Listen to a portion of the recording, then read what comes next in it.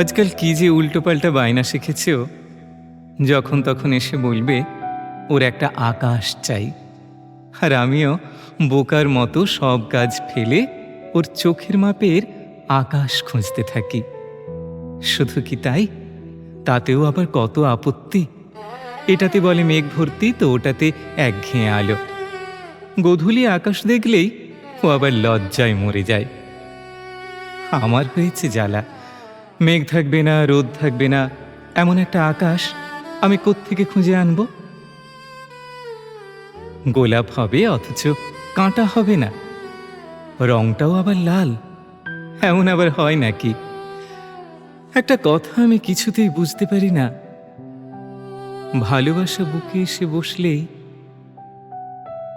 মানুষ কেন পাখি হতে চায়?